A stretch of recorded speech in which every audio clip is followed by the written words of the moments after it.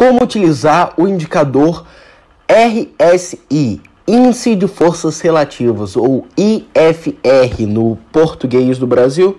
Você tem aí essas três opções para pesquisar por esse indicador. Você vai vir aqui, evidentemente, indicadores, pesquisar por IFR, RSI, Índice de Força Relativa, enfim. O que é esse indicador? É um indicador que mostra a força de uma tendência, bem semelhante ali ao OBV, só que nesse caso você vai estar trabalhando com uma faixa de venda e uma faixa de compra. Então, esse indicador vai ser medido pela aceleração de movimento, e aqui, se ele estiver acima desse eixo horizontal da parte superior dessa região aqui, dessa área, se o IFR estiver acima dessa banda, estiver acima dessa área aqui colorida por roxo, a gente vai ter uma região de sobrecompra, quando o preço já subiu muito.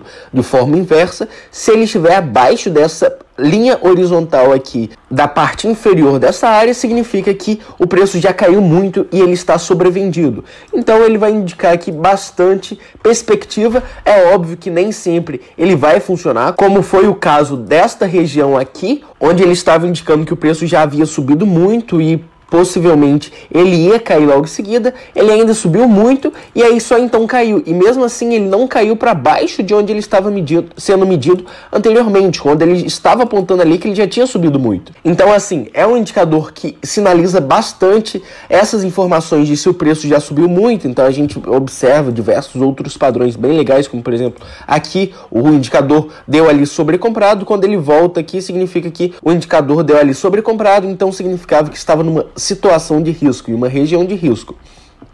Aqui também ele estava sobrecomprado, então por mais que aqui ele tenha continuado subindo, era uma região de risco, estava arriscado comprar Bitcoin naquele momento.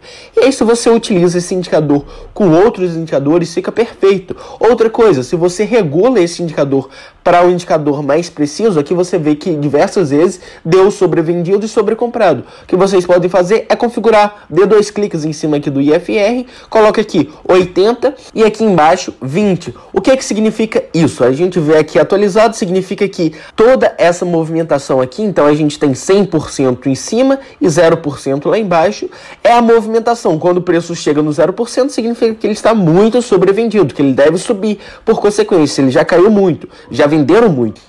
E quando o preço bate os 100%, significa que ele está muito sobrecomprado, que ele já subiu muito e que possivelmente ele deve cair.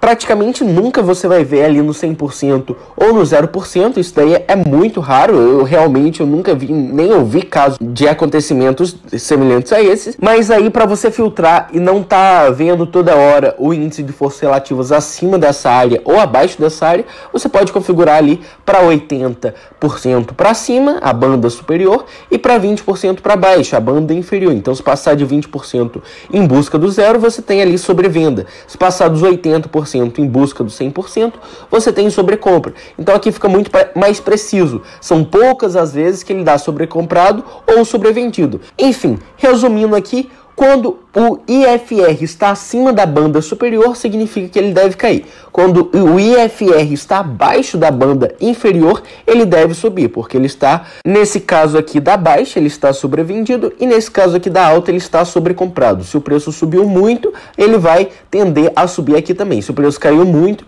ele vai tender a cair aqui também. Se ele caiu muito aqui e o indicador está indicando que ele está sobrevendido, ele vai ficar abaixo dessa região dos 20%. De forma inversa, se ele subiu muito e o indicador viu força ali, ele vai estar acima aí dos 80%.